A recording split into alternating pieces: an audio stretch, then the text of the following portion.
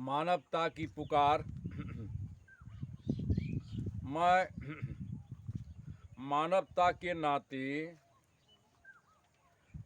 आचार्य अनिरुद्ध साहब जी से एवं संत रमाशंकर साहेब जी से विनय करता हूँ कि मैं आपका प्रसंग देखा आचार्य अनिरुद्ध साहब जी, अब आप ही बताएं कि बात किनकी सही है। दोनों के बीच में मैं इस प्रसंग को देखा तो मैं पूछता हूँ आचार्य श्री अनिरुद्ध साहब जी से, आप ही बताइए, वेद आप जैसे मनुष्य स्मृति को पढ़ कर के दिखा रहे थे, तो मनुष्य स्मृति को लिखने वाले कौन है? मनु जी लिखा। मनु जी के अंदर में यही चेतन आत्मा था, तब लिखा। जो मनु जी के अंदर में चेतन आत्मा था आचार्य जी, वही तो आपके भी अंदर में चेतन आत्मा है। आप ही बतलाइए, आत्मा सबों का प्यारी होती है या क्या होती है? सबों का आत्मा ही तो प्राण है। सबसे प्राण से प्यारी और संसार में कोई चीज़ नहीं है। पहली प्राण है, तब दुनिया में सारी चीज़ है। तो आपको यदि कोई गलत शब्द कह दे या कोई हो सकता है गलत प्रहार कर दे, तो आपको कितना कष्ट होगा? आप ही फैसला पूछिए। वेद पुराण की बात को तो छोड़िए, तो आप प्रत्यक्ष देखते हैं जैसे आपके अंदर में प्राण है, यानी आत्मा है, उसी प्रकार सभी प्राणियों के अंदर में यह प्राण आत्मा है। तो जब आप दूसरे के प्राण आत्मा को कष्ट देते हैं या मारते हैं या पीटते हैं, तो क्या वह रोता है ना? आपको कोई कष्ट देगा, आप रोएंगे ना? आप तो पुलिस थाने में केस कर देते हैं। पुलिस थाने तो ऐसा भी होता है, पैसा लेकर के आज की नैतिक पतन के कारण पलट भी जाता है। लेकिन हम जो बोल रहे हैं कंप्यूटर हो रहा है प्राकृतिक में, तो वो केस कहाँ करता है? डायरेक्ट प्रकृति में, वहाँ हम बख्शे जाएंगे? अब आप ही कहिए, आपके ही आत्म फैसला है। हमारे संत श्री रमाशंकर साहब सही कहा, मनुष्य संस्कृति में, प्राकृतिक में और विकृति में। तो सबों का भोजन के समय में उन्होंने स्पष्ट किया, जो अगर उनके बाग को हम अगर खीर, खुआ, मलाई या मेवा मिष्टान दे दे, अंगूर किशमिश तो नहीं खाएगा, रख दीजिए, सूंघबो नहीं करेगा, अब मांस को देंगे, खाएंगे। तो उनका भोजन तो प्राकृतिक ही खुद बनाया, ईश्वर खुद ही बनाया। आप ही कहिए, प्रत्यक्ष हम देखते हैं, अगर भोजन बना करके अब हम थोड़ा एक मक्खी को दे दे, तो क्या आप भोजन खाएंगे? मैं आपसे पूछता हूँ आचार्य अनिरुद्ध साहब जी, तो आप कहना होगा नहीं, आप उनको सजा भी देंगे, भोजन को फेंक भी देंगे, बहिष्कृत भी कर देंगे। तो प्रत्यक्ष हम देखते हैं, हमारे जो समाज के, मैं तो पढ़ा लिखा कम हूँ, भाषा बोलने के लिए नहीं आता है, हम प्रत्यक्ष देखते हैं जो वह मछली जो है, हम थूक खखार फेंकते हैं, मल मूत्र को देखते हैं, डायरेक्ट जो है वो खा लेता है, जो ही फेंकता है टप्स, इतना ही तक नहीं, गाय मर जाए, सुगर मर जाए, इंसान मर जाए, मैं जो देख रहा हूँ, इसलिए मैंने आपका प्रश्न का जवाब दे रहा हूँ। तो डायरेक्ट वो देता है, वो खा जाता है। तो आप कहिए आचार्य अनिरुद्ध जी, हम मनुष्य जब उनको भक्षण करते हैं, तो मनुष्य को आंख रहते हुए अंधा है या कि आंख खुला हुआ है? और या आप ही कहिए, जो हम जो खाते हैं, हम जो जमीन में खाद पानी देते हैं, तो वह जमीन क्या करता है? खाद पानी लेके किसको करता? अपना रखता है, सब पौधा को दे देता है। तो हम जो खाते उसी से न बनता है लार, रस, खून, मांस, मजा, हड्डी, चाम, रोम, तब बीज बनता है। बीज से वृक्ष, वृक्ष से बीज बनता है। तो हम क्या करते हैं निर्माण जगत में? हम कौन बीज बो रहे हैं? अब आप ही कहिए, बाहर में हमारे घर में जो कोई रोगी या कोई बीमारी या लास्ट शेष अवस्था जीवन का कला होता है, तो मर जाता है, वो मुर्दा हो जाता है, उनको हम बाहर फेंक देते हैं। अब बाहर से जो हम वो जो मरा हुआ वस्तु को लाते हैं आचार्य जी, तो मुर्दे न है, हम उसको लाके अपने हृदय में कब्र बनाते हैं, श्मशान बनाते हैं। आप ही कहिए, आप दुनिया की बात तो छोड़िए, वेद पुराण, कुरान, बाइबिल को मन मनुष्य की अपने हृदय से पूछिए, क्या मनुष्य होकर के जब वह मनुष्य अगर वह मांसाहारी करता है तो राक्षस का भोजन है वह इंसान का भोजन है। क्योंकि आपका प्रश्न हो जाएगा आपका, प्राचीन भी लोग मांस खाते इसलिए खाते थे कि उस समय में खेती गृहस्थी नहीं होता था, लंगे रहते थे, सब कोई लंगा रहता था। तो उस समय में हमारे पूर्वज खाते थे। उस समय में अज्ञान दशा में जब हम बच्चा थे ना, तो हम लंगे रहते थे, मल मूत्र गीजते थे, और माँ पिता वस्त्र पहना भी देते थे तो हम खोल के फेंक देते थे। लेकिन जब हम आज सयाना हो गए, हमारा कोई कपड़ा अगर यदि खोलना चाहे तो क्या उस पर प्रहार करेंगे, हम छोड़ देंगे। आचार्य धर्म साहब, मिसवा धर्म साहब ने, आचार्य अनिरुद्ध साहब, तो आप ही अब मुझको कहिए, तो मनुष्य हो करके तो मनुष्य की मनोवृत्ति कैसा बनेगा? भोजन में इतना दोष है, दारू शराब में नशा रहता न तो शराब का बोतलें नाचता। आचार्य जी, उनके मन में नशा हो जाता। ध्यान दीजिए, दारू शराब जो ही लोग लेता है ना, तो क्या करता, उस संतुलन बिगड़ता। विषय तो लंबा होता है, अब मैं तो इसका एक एक जवाब क्या दूं।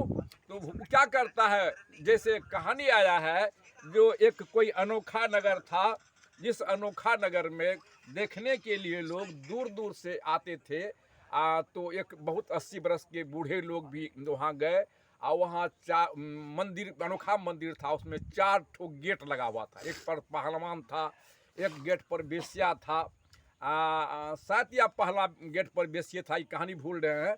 एक पर शराब का दुकान था, एक पर चटपट खाने का जो नाश्ता का होता है उनका दुकान था। तो बूढ़े बेचारे गए।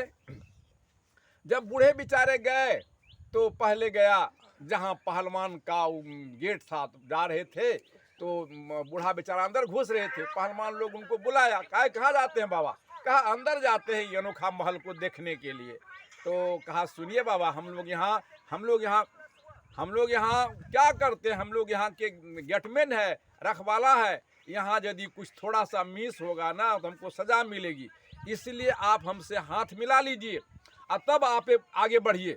तो बूढ़ा कहता है कि बाबू, आप तो पहलवान है, नौजवान है, हम जर्जर बूढ़े हो गए, आपसे हाथ मिलाएंगे तो चूरे चूर हो जाएंगे, इसलिए कैसे हाथ? तो फटका रखा, जाइए, तब अंदर जाने नहीं देंगे। इसके बाद आ गया जिस पर बेस्या रहती थी, बेस्या वाला गेट पर आ गया। तो मुझे बोलने के लिए नहीं आता उतना रसीला सवाल।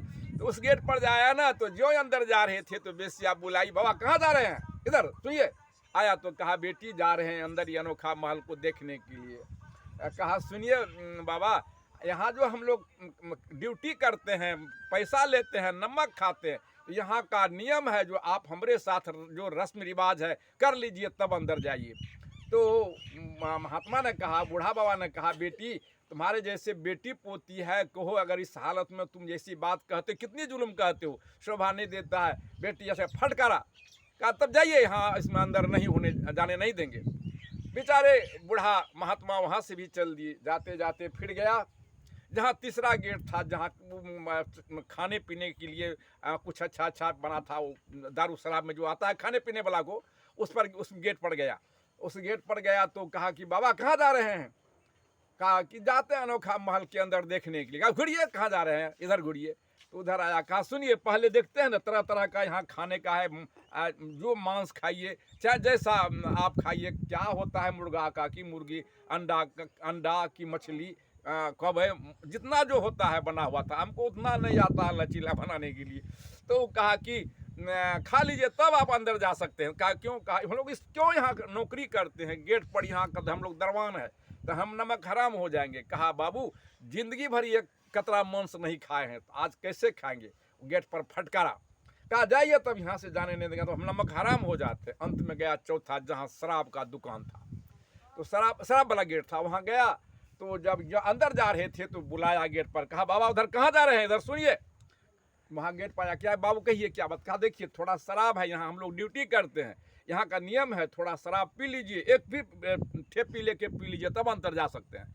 तो वो साधु ने कहा देखो बाबू, जिंदगी भर अब एक बूंद शराब नहीं पिए हैं, आप यदि शराब कहते हैं तो जुल्मे होता है। कहा खबरदार, गेट आउट हो जाइए, हम लोग इसीलिए गेट पर बैठे हैं, नमक हराम हो जाते हैं, हम अपना ड्यूटी को नहीं निभाते हैं तो अंदर नहीं जाने देंगे।